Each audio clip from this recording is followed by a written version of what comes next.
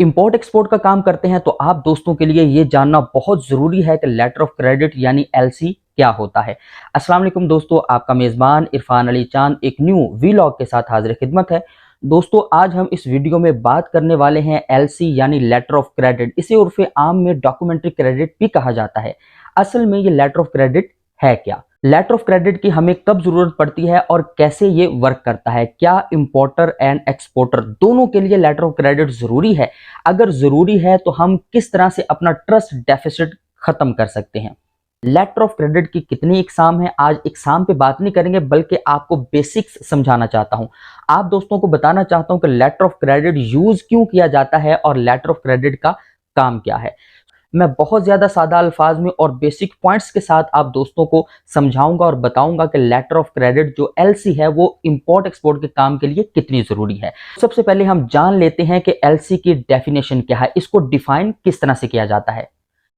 A letter of credit is a promise by bank on behalf of buyer to pay the seller a specified sum in the agreed currency provided that the seller submit required documents by a predetermined deadline.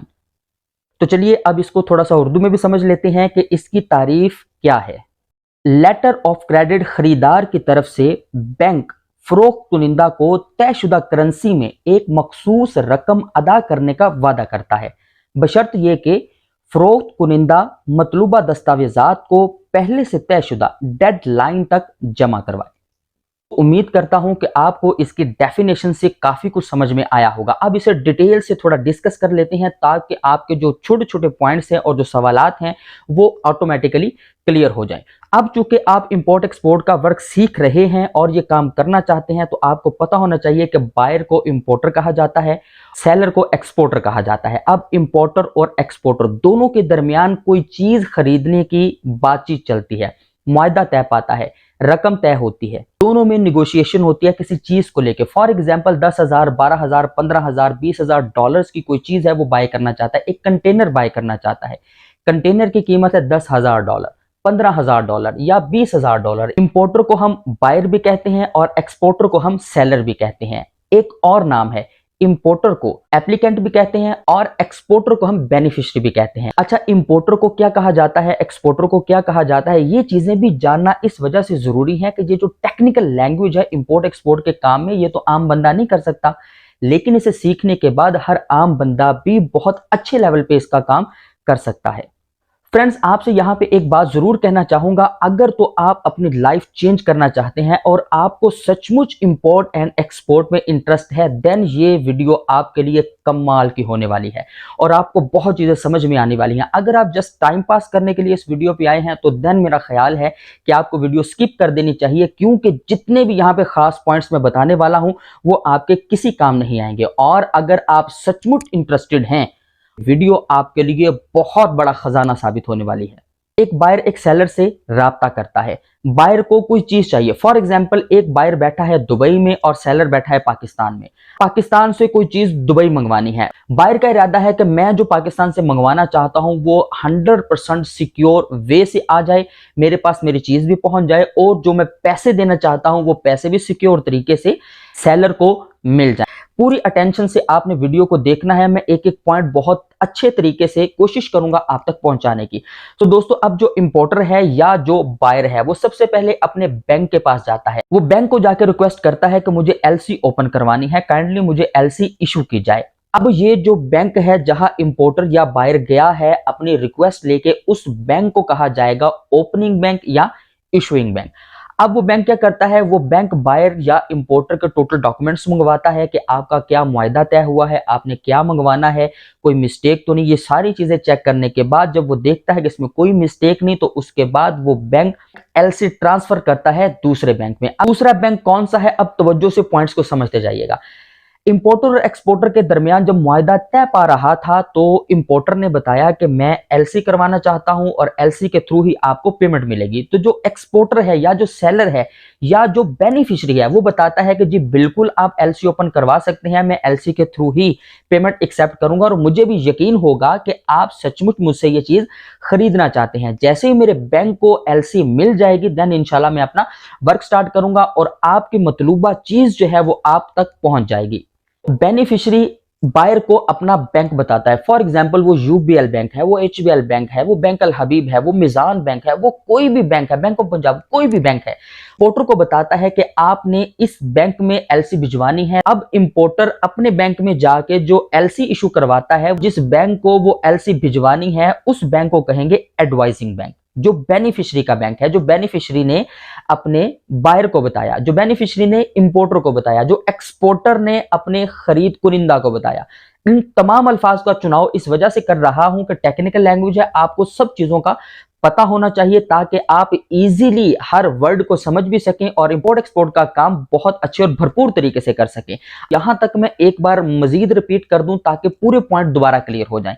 एक importer है, एक exporter है, दोनों में मुआहदा तय होता है और इंपोर्टर जो है वो कहता है मैं ये फलां चीज खरीदना चाहता हूं मगर मैं एलसी के थ्रू आपको पेमेंट करूंगा, यानी लेटर ऑफ क्रेडिट। और लेटर ऑफ क्रेडिट क्या है कि जो दो बैंकों के दरमियान एग्रीमेंट होता है या एक बैंक अपने बायर के बिहाफ पे गारंटी देता है दूसरे बैंक को कि अगर एक्सपोर्टर या अगर आपका सेलर या अगर आपका बेनिफिशियरी ये चीज मेरे क्लाइंट की ये मतलूबा चीज, मेरे बायर की ये मतलूबा चीज अगर पहुंचा देता है तो मैं जिम्मेदार हूं पेमेंट करने के लिए। जो बैंक एलसी इशू करता है उस बैंक को कहा जाता है ओपनिंग बैंक या इशूइंग बैंक, और जिस बैंक को एलसी प्रोवाइड की जाती है या सेंड की जाती है उस बैंक को कहा जाता है एडवाइजिंग बैंक। यहां पे कुछ कंफ्यूजन क्रिएट होने का खतरा है, नहीं तो मैं आपको बताऊं कि जब एडवाइजिंग बैंक को एलसी मिल जाती है तो उसी बैंक को आप निगोशिएटिंग बैंक भी बना सकते हैं या कोई दूसरा बैंक निगोशिएटिंग बैंक बना सकते हैं। अब ये क्या चीज है, एक टेक्निकल पॉइंट है, आगे चलते हुए इसकी जरूरत पड़ेगी तो इसे आगे डिस्कस करेंगे। फ्रेंड्स, अब एक बैंक से दूसरे बैंक में एलसी आ चुकी है और जो एक्सपोर्टर है उसके बैंक ने उसे कॉल करके बता दिया है कि आपकी एलसी आ चुकी है, आप आके अपनी एलसी रिसीव कर सकते हैं, लेटर ऑफ क्रेडिट आप रिसीव कर सकते हैं। अब लेटर ऑफ क्रेडिट जैसे ही एक्सपोर्टर को या सेलर को रिसीव होता है तो यहां पे उसका ट्रस्ट डेफिसिट जो है वो खत्म हो जाता है। अब उसे यकीन हो जाता है कि मेरा एक्सपोर्टर जो है वो मुझे पेमेंट जरूर करेगा।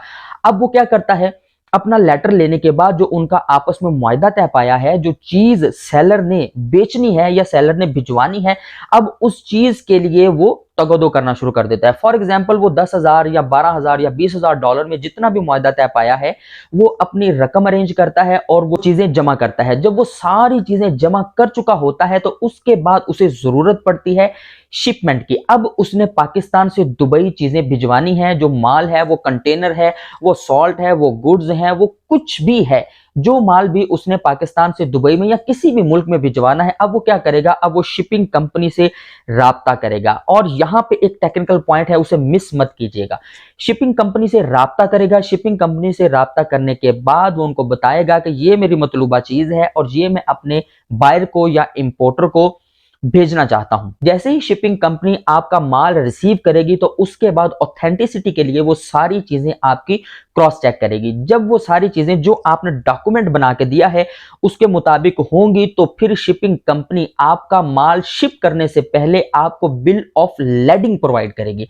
दोस्तों, ये पॉइंट यहां पे याद रखिएगा कि बिल ऑफ लैडिंग जिसके पास होगा एडवाइजिंग बैंक उसी को पेमेंट देगा। अगर बिल ऑफ लैडिंग आपके पास नहीं होगा, आपने चीजें भिजवा भी दी, इंपोर्टर को बायर को मिल भी गई, उसके बावजूद भी आपको पैसे नहीं मिलेंगे। यहां शिपिंग कंपनी जो आपको बिल ऑफ लैडिंग इशू करेगी वो बहुत जरूरी और वही आपकी अमाउंट है। जैसे ही शिपिंग कंपनी आपको बिल ऑफ लैडिंग प्रोवाइड करती है, आपका सामान चला जाता है और पाकिस्तान से दुबई शिपिंग ऑलमोस्ट 3 डेज में हो जाती है। बिल ऑफ लैडिंग आपके पास आ चुका है और आप अपने एडवाइजिंग बैंक के पास आके वो सबमिट करवाते हैं और जैसे ही आपका सामान बायर के पास पहुंच जाता है, वो बैंक उससे कंफर्म करता है, इशूइंग बैंक कंफर्म करता है, तो आपका एडवाइजिंग बैंक आपको पेमेंट प्रोवाइड कर देता है। यहां पे टेक्निकल पॉइंट एक ये है, मैंने चूंकि निगोशिएटिंग बैंक का भी जिक्र किया था, अब उसे डिस्कस कर लेते हैं। आप चाहते हैं कि मैंने मुकम्मल शराइत पे अमल करते हुए अपना माल जमा किया, मैंने भिजवा दिया, अब चूंकि 3 दिन लगेंगे शिपिंग में, पाकिस्तान से दुबई 3 दिन में माल शिप होता है, एक्सपोर्ट किया जाता है। अब आप चाहते हैं कि ये 3 दिन से पहले मुझे मेरी पेमेंट मिल जाए, तो इसके लिए जरूरी है कि आपके पास आपका निगोशिएटिंग बैंक भी इन्वॉल्व हो। अगर आप अपना निगोशिएटिंग बैंक इसमें इन्वॉल्व नहीं करते, जब तक बायर अपना मतलूबा सामान रिसीव नहीं कर लेता, कलेक्ट नहीं कर लेता, तब तक आपको आपका बैंक पेमेंट प्रोवाइड नहीं करेगा। अगर आपको पेमेंट पहले चाहिए तो आप अपने ही बैंक को निगोशिएटिंग बैंक भी बना सकते हैं या किसी दूसरे बैंक को निगोशिएटिंग के लिए यूज कर सकते हैं। ये दोनों काम एक बैंक भी कर सकता है या ये दोनों अलग अलग भी हो सकते हैं। अब आप निगोशिएट करते हैं, उनसे जाके बहसो तकरार करते हैं, उनको बताते हैं, उनको समझाते हैं कि मैं माल भिजवा चुका हूं, मुझे मेरी पेमेंट चाहिए। तो जो आपका निगोशिएटिंग बैंक है वो आपको आपका सामान पहुंचने से पहले पेमेंट हासिल करने में मदद करता है। पूरी वीडियो में सबसे ज्यादा अहम रोल जिसने अदा किया वो एलसी है। एलसी बेसिकली ट्रस्ट डेफिसिट को खत्म करने के लिए यूज की जाती है, जो कि एक बैंक दूसरे बैंक के साथ एग्रीमेंट करता है। अब एक इंपोर्टर है, एक एक्सपोर्टर है, दोनों के दरमियान जो एग्रीमेंट तय पाता है उसमें चूंकि ट्रस्ट डेफिसिट आ जाता है। अब इस ट्रस्ट डेफिसिट को खत्म करने के लिए लेटर बैंक के थ्रू इशू करवाया जाता है और दो बैंक्स आपस में मुआहदा करते हैं, उसे एलसी यानी लेटर ऑफ क्रेडिट कहा जाता है। सो दोस्तों, उम्मीद करता हूं कि आपको लेटर ऑफ क्रेडिट या डॉक्यूमेंट्री क्रेडिट के बारे में बहुत कुछ हासिल हुआ होगा। अगर आप दोस्तों को ये वीडियो नॉलेजेबल लगी हो, आपने कुछ गेन किया हो, आपके पॉइंट समझ में आए हो, तो काइंडली मेरे वीडियो को लाइक भी कर दें। और अगर आप मेरे इस चैनल इरफान अली चांद पे न्यू हैं तो इस चैनल को सब्सक्राइब करते हुए नोटिफिकेशन के लिए बेल आइकन को जरूर दबा दें। तो इंशाल्लाह दोबारा आपसे अमेजिंग वीडियो में मुलाकात होगी और ये सीरीज अब इंशाल्लाह जारी रहेगी और आपको इंपोर्ट एक्सपोर्ट की मुकम्मल चीजें मैं बताने की कोशिश करूं। तो दोस्तों, अभी एलसी पे बहुत सारा लेक्चर और भी बाकी है, बहुत सारी चीजें बाकी हैं। इंशाल्लाह मैं एक एक करके वीडियोस में आपके साथ इंपोर्ट एक्सपोर्ट के काम के हवाले से बात करता रहूंगा, आपको समझाता रहूंगा। नेक्स्ट अमेजिंग व्लॉग में मुलाकात होगी। दुआ में याद रखिएगा। अल्लाह हाफिज।